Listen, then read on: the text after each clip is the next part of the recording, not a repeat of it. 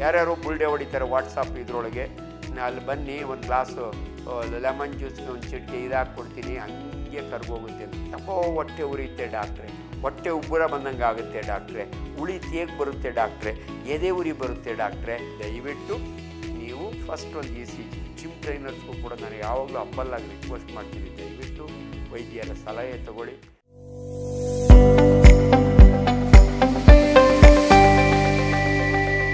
ಡಾಕ್ಟ್ರೆ, ಗ್ಯಾಸ್ಟ್ರಿಕ್ನಿಂದ heart attack ಆಗುತ್ತಾ? ಇದು ಭಾಳ ಇಂಪಾರ್ಟೆಂಟು. ನೋಡಿ, ಗ್ಯಾಸ್ಟ್ರಿಕ್ ಅಂದರೆ ನಾನು ಭಾಳ ಸರಳವಾಗಿ ಹೇಳ್ತೀನಿ ನಿಮಗೆ. ಗ್ಯಾಸ್ಟ್ರೈಟಿಸ್ನ ನೀವು ಗ್ಯಾಸ್ಟ್ರಿಕ್ ಅಂದ್ಕೋತೀರಿ. ಈ ಗ್ಯಾಸ್ಟ್ರಿಕ್ ಅಂದರೆ ನೋಡಿ, ನಾವು ತಿಂದ ಆಹಾರ ನಮ್ಮ ಜಠರದೊಳಗೆ ಹೋಗುತ್ತೆ.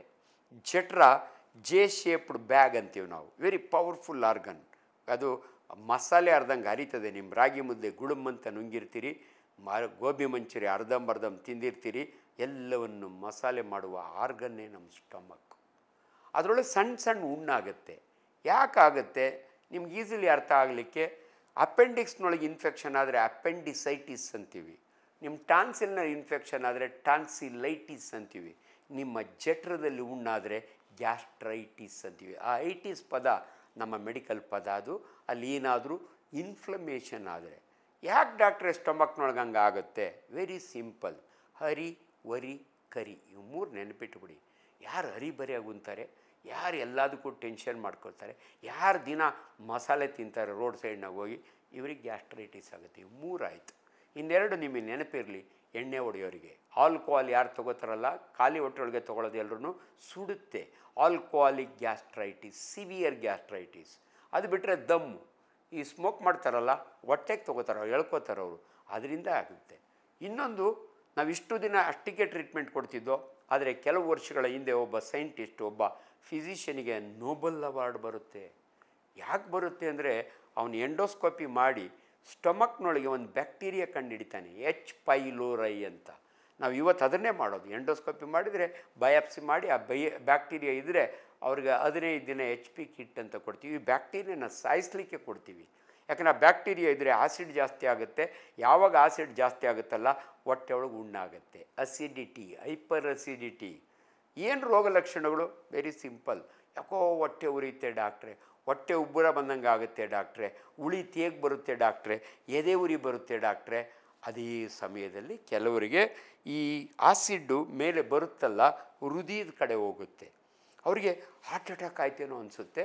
ನಮ್ಮ ಮೆಡಿಕಲ್ನಲ್ಲೂ ಆ ಪದ ಇದೆ, ಹಾರ್ಟ್ ಬರ್ನ್ ಅಂತೀವಿ, ಚೆಸ್ಟ್ ಬರ್ನ್, ರೆಟ್ರೋಸ್ಟೆರ್ನಲ್ ಬರ್ನ್. ಈ ಸ್ಟೆರ್ನಲ್ ಬೋನ್ ಅದ್ರ ಹಿಂದೆಗಡೆ ಬರ್ನ್ ಆದರೆ ರೆಟ್ರೋಸ್ಟೆರ್ನಲ್ ಬರ್ನ್, ಇದಕ್ಕೆ ಬರ್ನ್ ಆದರೆ ಹಾರ್ಟ್ ಬರ್ನ್ ಅಂತೀವಿ. ಬಟ್ ಹಾರ್ಟ್ಗೆ ಏನೂ ಆಗಿರಲ್ಲ, ಆದರೆ ಜನಗಳಿಗೆ ಕನ್ಫ್ಯೂಷನ್. ಅದರೊಳಗೆ ಈಚೀಚೆಗಂತೂ ಜನಗಳಿಗೆ ತುಂಬ ಇನ್ಫಾರ್ಮೇಷನ್ ಗೊತ್ತಿರೋದ್ರಿಂದ ಯಾರೇ ಇಲ್ಲ ಡಾಕ್ಟ್ರೆ, ಯಾಕೋ ಎದೆನೋ ಬಂತು, ಎಡಗಡೆ ಭುಜಕ್ಕೆ ಹೋದಂಗೆ ಆಯಿತು, ನನ್ನ ದವಡೆಗೆ ಹೋಯ್ತು ಅಂತ. ಹಾರ್ಟ್ ಅಟ್ಯಾಕ್ನೊಳಗೆ ಸಿಮ್ಟಮ್ಸ್ ಅವೆಲ್ಲ ಹೇಳೋದು ಬಿಟ್ಟೆ ಈಗ ಹೇಳ್ತೀನಿ ನೋಡಿ. ಹಾರ್ಟ್ ಅಟ್ಯಾಕ್ನ ಏನಾಗುತ್ತೆ ಅಂದರೆ, ಎದೆ ಮೇಲೆ ಯಾರೋ ಕೂತಂಗೆ, ಸಿವಿಯರ್ ಪೇಯ್ನ್, ಅದೇ ನೋವು ದವಡೆಗೆ ಹೋದಂಗೆ, ಅದೇ ನೋವು ಎಡಭುಜಕ್ಕೆ ಹೋದಂಗೆ, ಅದೇ ನೋವು ಎಲ್ಲೋ ಒಂದು ಕಡೆ ಬೆವರಿಸ್ಬಿಡುತ್ತೆ, ಶಾಕ್ ಹೊಲ್ಟೋಗ್ಬಿಡ್ತಾರೆ. ಇದು ಹಾರ್ಟ್ ಅಟ್ಯಾಕ್. ಈ ಗ್ಯಾಸ್ಟ್ರಿಕ್ನಲ್ಲೂ ಒಂದೊಂದು ಸಾರಿ ಆಸಿಡ್ ಮೇಲೆ ಹೋದಾಗೆ ಎಡಗಡೆ ಹೋದಂಗೆ ಆಗುತ್ತೆ. ಅದಕ್ಕೆ ಜನಗಳಿಗೆ ಕನ್ಫ್ಯೂಷನ್, ನನಗೆ ಹಾರ್ಟ್ ಅಟ್ಯಾಕ್ ಆಗಿರ್ಬೋದು ಅಂತ. ಅದಕ್ಕೆ ನಾವು ಹೇಳೋದು, ಒಬ್ಬ ಸರ್ಜನ್ನಾಗಿ ಎರಡು ಹೇಳ್ತೀವಿ, ದಯವಿಟ್ಟು ನೀವು ಫಸ್ಟ್ ಒಂದು ECG, ಡಾಕ್ಟ್ರುಗಳು ಮಾಡೋದೇ ಅದು, ECG ಮಾಡಿಸ್ಕೋತಾರೆ, ಮಾಡಿ ನೋಡ್ತೀವಿ. ಡೌಟ್ ಇದ್ದರೆ ಫರ್ದರ್ ಅವ್ರು ರೆಫರ್ ಮಾಡ್ತೀವಿ. ಅಲ್ಲಿ ಎಕೋ ಮಾಡ್ತಾರೆ, TMT ಮಾಡಿ ಟ್ರೆಡ್ಮಿಲ್ ಟೆಸ್ಟ್ ಮಾಡ್ತಾರೆ. ಕೊನೆಗೆ ನಿಜವಾಗ್ಲೂ ಬ್ಲಾಕ್ ಆಗಿದೆ ಅಂದರೆ ಅಂಜಿಯೋ ಮಾಡ್ತಾರೆ.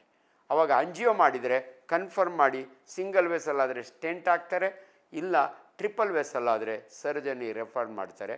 ಅವರು ಇವ್ರನ್ನ ಅಡ್ಮಿಟ್ ಮಾಡಿ ಓಪನ್ ಹಾರ್ಟ್ ಸರ್ಜರಿ ಮಾಡ್ತಾರೆ. ಈಗೆಲ್ಲ ಲ್ಯಾಪ್ರೋಸ್ಕೋಪಿ ಥರ ಕೀವೋಲ್ ಸರ್ಜರಿನೂ ಬಂದಿದೆ.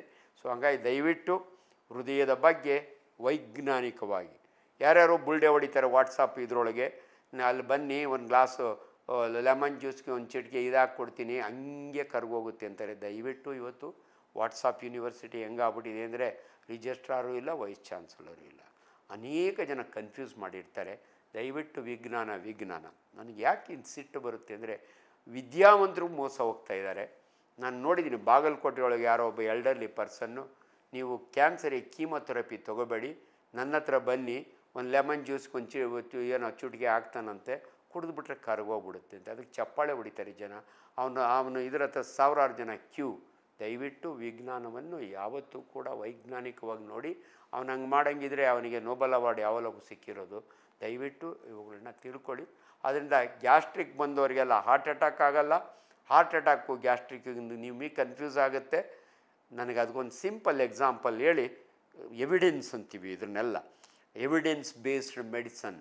ಅದು 15 ವರ್ಷದ ಹಿಂದೆ ವಸಂತ್ ಕುಮಾರ್ ಅಂತ ಒಬ್ಬ ಟೀಚರು ಶಿಡ್ಲಘಟ್ಟದಿಂದ, ವಿಜಯಪುರದವರು, ನನ್ನ ನರ್ಸಿಂಗ್ ಹೋಮ್ ಬರ್ತಾರೆ. ನನ್ನ ಹಳೆಯ ಪೇಷಂಟು ಸಾಯಂಕಾಲ 7:30 ಬರ್ತಾರೆ ಶಾಲೆ ಮುಗಿಸಿ. ಹಂಗೆ ಡಾಕ್ಟ್ರ್ ಯಾಕೋ ಅದು ಮಧ್ಯಾಹ್ನದಿಂದ ನನಗೆ ಎದೆ ಉರಿ, ಹೊಟ್ಟೆ ಉರಿ, ಯಾಕೋ ಗ್ಯಾಸ್ಟ್ರಿಕ್ ಜಾಸ್ತಿ ಆಗಿದೆ ಡಾಕ್ಟ್ರೆ. ಪ್ರತಿ ಸಾರಿ ಹಂಗಾದ ಬಂದು ನಿಮ್ಮ ಹತ್ರ ಇಂಜೆಕ್ಷನ್ ತೊಗೊಂಡೋಗ್ತೀನಿ ಅಂತ ಬರ್ತಾನೆ. ನೋಡ್ತೀನಿ, ನನ್ನ ನಾಲೆಡ್ಜ್ ಪ್ರಕಾರ ಅವನಿಗೆ ಗ್ಯಾಸ್ಟ್ರಿಕ್ ಅಲ್ಲ, ಮೋಸ್ಟ್ಲಿ ಹಾರ್ಟ್ ಅಟ್ಯಾಕ್ ಆಗ್ತಿರ್ಬೋದು ಅಂತ ಅವನು ವಸಂತನಿಗೆ ಹೇಳ್ತೀನಿ. ನೋಡಿ ವಸಂತ್ ಯಾಕೋ ಡೌಟ್ ಇದೆ, ನಂದು ಸರ್ಜಿಕಲ್ ನರ್ಸಿಂಗ್ ಹೋಮು, ನಮ್ಮಲ್ಲಿ ECG ಮಾಡೋರು ಇಲ್ಲ, ನೀನು ಕಾವೇರಿ ಡಯಾಗ್ನೋಸ್ಟಿಕ್ ಹೋಗಿ ಒಂದು ECG ಅವನು ಒಪ್ಕೊಳ್ಳಲ್ಲ. ಸರ್ ಒಬ್ಬನೇ ಬಂದಿದ್ದೀನಿ, ನಾಳೆ ನನ್ನ ವೈಫ್ ಬರ್ತಾಳೆ, ಬಂದಾಗ ಜೊತೆಗೆ ಹೋಗಿ ಮಾಡಿಸ್ಕೊಂಬರ್ತೀನಿ, ಈಗ ಒಂದು ಇಂಜೆಕ್ಷನ್ ಕೊಡಿ, ನಾನು ಮಲ್ಕೋತೀನಿ ಅಂತಾನೆ. ಅನ್ಫಾರ್ಚುನೇಟ್ಲಿ ಬೆಳಗ್ಗೆ ನಾನು ಬಂದು ಅವ್ನು ನೋಡೋವಾಗ ಮಾಡಿ ಮೇಲೆ ನನ್ನ ಮನೆ ಬೆಳಗ್ಗೆ ಆಲ್ರೆಡಿ ಈಸ್ ಇನ್ ಶಾಕ್. ತಕ್ಷಣ ಅವ್ನು ಕಳಿಸ್ತೀನಿ ಕಾವೇರಿಗೆ. ಅಲ್ಲಿ ECG ಮಾಡಿ ಡಾಕ್ಟರ್ ಶ್ರೀಧರ್ ನನಗೆ ಫೋನ್ ಮಾಡ್ತಾರೆ, is in massive heart attack ಅಂತ. ಇಮ್ಮಿಡಿಯೇಟ್ಲಿ ಅವನ್ನ ಜಯದೇವ ಕಳಿಸಿ, ಇಲ್ಲದ್ರೆ ಎಲ್ಲಿ ಕಾರ್ಡಿಯಾಲಜಿ ಇದೆಯೋ ಅಲ್ಲಿ ಕಳಿಸಿ ಅಂತ ಹೇಳ್ತೀನಿ. ಬಟ್ ಆ ಫೇಲೋ ಅಲ್ಲಿಗೂ ಒಪ್ಕೊಳ್ಳಲ್ಲ. ಅಂದರೆ ನನ್ನ ಹೆಂಡ್ತಿ ಬರ್ತಾ ಇದ್ದಾಳೆ ದಾರಿ ಒಳಗೆ, ಬಂದಮೇಲೆ ನಾನು ಅವಳ ಜೊತೆಗೆ ರಾಮಯ್ಯಗೆ ಹೋಗ್ತೀನಿ ಅಂತಾಳೆ. ಅವಳು ಬರೋದು 1 hour ಲೇಟ್ ಆಗುತ್ತೆ. ಇವನು ಕರ್ಕೊಂಡು ಹೋಗೋ ದಾರಿ ಒಳಗೆ ಸತ್ತೋಗ್ತಾನೆ. ಸೊ ಯಾಕೆ ಈ ಇನ್ಸಿಡೆನ್ಸ್ ಹೇಳಿದೆ ಅಂದರೆ, ಹಿಂದಿನ ದಿನ ನನ್ನ ಮಾತು ಕೇಳಿದರೆ ಅದು ಅವನು ಕರೆಕ್ಟಾಗಿ ನಾವು ಮ್ಯಾನೇಜ್ ಮಾಡಿದರೆ, ನನ್ನ ಹತ್ರ ಬರೆದಿರೋ ಜಯದೇವ್ಗೆ ಹೋಗಿದ್ರೆ ಉಳ್ಕೊಂಡಿರೋ ನಾನು ಪಾಪ. ಸೊ ಆದ್ದರಿಂದ ದಯವಿಟ್ಟು ಇಂಥ ಮಿಸ್ಟೇಕ್ಗಳನ್ನ ಮಾಡಿ ಸತ್ತೋಗಬೇಡಿ. ಸೊ ಇವತ್ತು ಅನೇಕರು ಯಂಗ್ಸ್ಟರ್ಸ್ ಹಂಗೆ ಆಗ್ತಾರೆ. ನಿಮ್ಗೆ ಕೇಳ್ಬೋದು, ಸರ್ ಫಿಟ್ ಇದ್ದರು, ಜಿಮ್ನ ಮಾಡೋರು. ನೋಡಿ, ಜಿಮ್ಗೆ ಹೋದರೂ ಕೂಡ ದಯವಿಟ್ಟು ತಿಳ್ಕೊಳ್ಳಿ, ನಿಮ್ಮ ಕೆಪಾಸಿಟಿ ಇದ್ದಷ್ಟು ಮಾಡಬೇಕು. ಎಲ್ಲೋ ಒಂದು ಕಡೆ ಜಿಮ್ ಟ್ರೈನರ್ ನಿಮ್ಮನ್ನು ಮಿಸ್ಲೀಡ್ ಮಾಡ್ತಾರೋ, ಅದನ್ನು ನೀವೇ ಮಿಸ್ಲೀಡ್ ಆಗ್ತಾರೋ ನಮ್ಗೆ ಗೊತ್ತಿಲ್ಲ. 1 ತಿಂಗಳೊಳಗೆ ನಾನು 6 ಪ್ಯಾಕ್ ಮಾಡ್ತೀನಿ, ಶಾರುಖ್ ಖಾನ್ ಆಗ್ತೀನಿ ಅಂತ ಹೋಗಬೇಡಿ. ಅದಕ್ಕೆ ಆದ ವೈದ್ಯಕೀಯ ಪರೀಕ್ಷೆಗಳಿರ್ತವೆ. ಜಿಮ್ ಟ್ರೈನರ್ಸ್ಗೂ ಕೂಡ ನಾನು ಯಾವಾಗಲೂ ಹಂಬಲಾಗಿ ರಿಕ್ವೆಸ್ಟ್ ಮಾಡ್ತೀನಿ, ದಯವಿಟ್ಟು ವೈದ್ಯರ ಸಲಹೆ ತಗೊಳ್ಳಿ, ಒಂದು ಮೆಡಿಕಲ್ ಚೆಕಪ್ ಮಾಡಿಸಿ ಆಮೇಲೆ ನಿಮ್ಮ ಜಿಮ್ ಮಾಡಿಸೋಕ್ಕೆ ಶುರು ಮಾಡಿ. ಆವಾಗಿಂಥ ಇನ್ಸಿಡೆಂಟ್ಸ್ಗಳು ಆಗಲ್ಲ. ನಿಮಗೂ ನಾಲೆಡ್ಜ್ ಇರುತ್ತೆ, ಆದರೆ ಮೆಡಿಕಲ್ ನಾಲೆಡ್ಜೇ ಬೇರೆ, ಇದೇ ಬೇರೆ ಅಂತ ನಾನು ಹೇಳ್ತಾ ಇರ್ತೀನಿ. ಅದರಿಂದ ದಯವಿಟ್ಟು ಹೃದಯಾಘಾತ, ಗ್ಯಾಸ್ಟ್ರೈಟಿಸ್ನ ಈಸಿಲಿ ನಾವು ಟ್ರೀಟ್ ಮಾಡ್ತೀವಿ. ಆದ್ದರಿಂದ ದಯವಿಟ್ಟು ಹೃದಯಾಘಾತನೂ ಟ್ರೀಟ್ ಮಾಡ್ತೀವಿ. ಹೃದಯಾಘಾತನ ಟ್ರೀಟ್ ಮಾಡಿದಿರ ಬಿಟ್ಟರೆ ಹೆಚ್ಚು ಕಮ್ಮಿ ಆಗುತ್ತೆ, ಗ್ಯಾಸ್ಟ್ರಿಕ್ ಏನಂತ ಆಗಲ್ಲ. ಅದರಿಂದ ದಯವಿಟ್ಟು ಗಮನದಲ್ಲಿಟ್ಕೊಳ್ಳಿ. ಲೇಟೆಸ್ಟ್ ಹಾಗೂ ಇಂಟ್ರೆಸ್ಟಿಂಗ್ ಸುದ್ದಿಗಳಿಗಾಗಿ ಬಾಸ್ ಟಿವಿ ಕನ್ನಡ ಚಾನೆಲ್ನ ಸಬ್ಸ್ಕ್ರೈಬ್ ಮಾಡಿ. ಹಾಗೆಯೇ ಬೆಲ್ ಐಕಾನ್ ಪ್ರೆಸ್ ಮಾಡಿ.